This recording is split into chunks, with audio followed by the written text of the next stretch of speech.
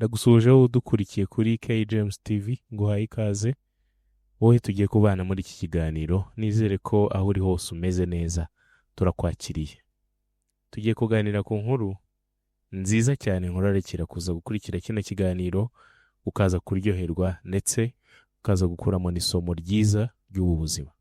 Kera habayeho umuhungu witwa Jacques, wabaga hamwe na nyina mu kazu gato cyane kameze nabi.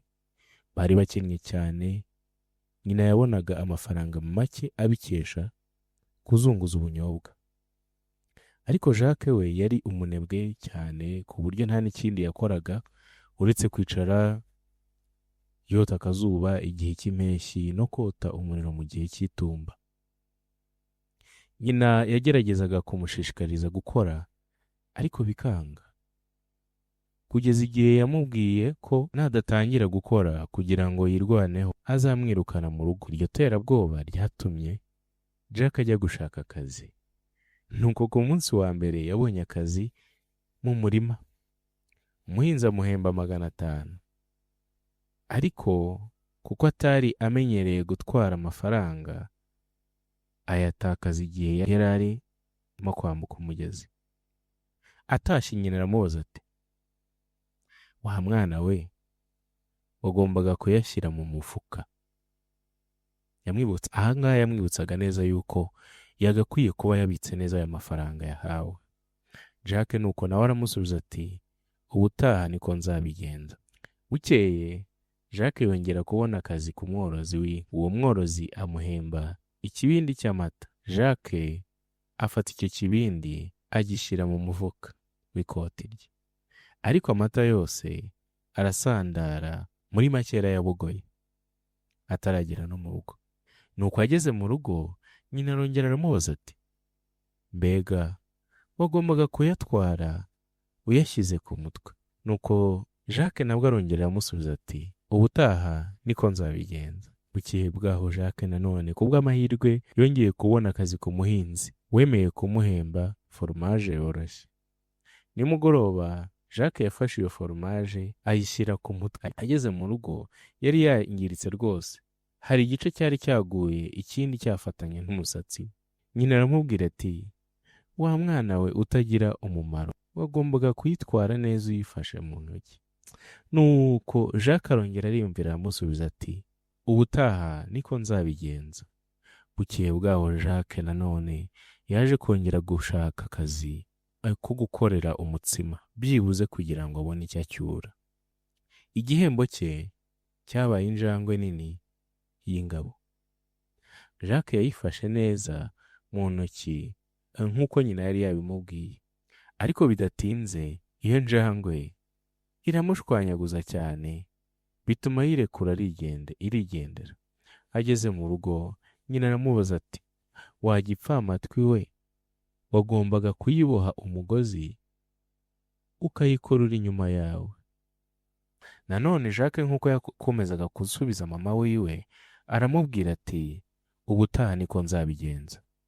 Bukeye bwaho Jacques yakoreye umubazi w'inyama, maze amuhemba urutugu rw'intama.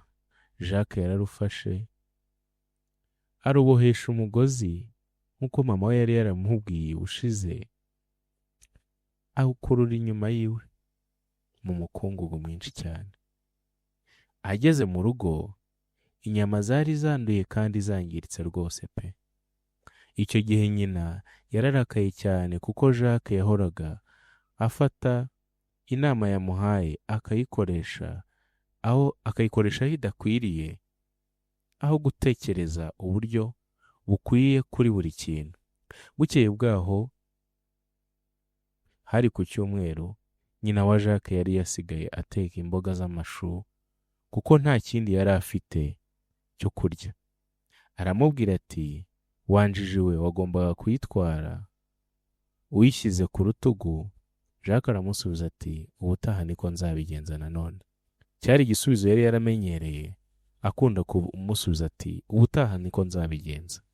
Nuko ku wa mbere w'icyumweru gikurikiyeho, Jacques yongeye kujya gushaka akazi, ahura n'umworozi w'inka amuha indogobe nk'igihembo cy'umurimo yakoze. nubwo Jacques yari afite imbaraga, byaramugoye guterura iyo ndogobe ngo ayishyire ku rutugu, ariko amaherezo arabishobora, maze atangira gutaha yitwaye. Mu nzira hari inzu yabagamo umugabo w'umutunzi wari ufite umukobwa umwe rukumbi, wari mwiza cyane ariko utumva kandi utavuga. Uwo mukobwa ntiyari yarigeze aseka mu buzima bwe, kandi abaganga bavugaga ko atazakira keretse habonetse umuntu ushobora kumusekesha. Abantu benshi baragerageje kumusekesha ariko biranga pe.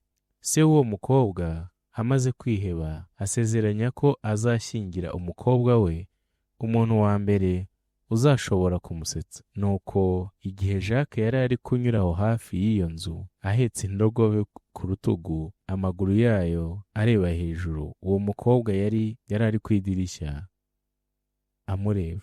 Mu kubona umuntu ahetse indogobe muri ubwo buryo, byari bisekeje cyane kandi bidasanzwe, ku buryo yahise aseka cyane. Ako kanya ahita akira atangira kuvuga ndetse no kumva neza.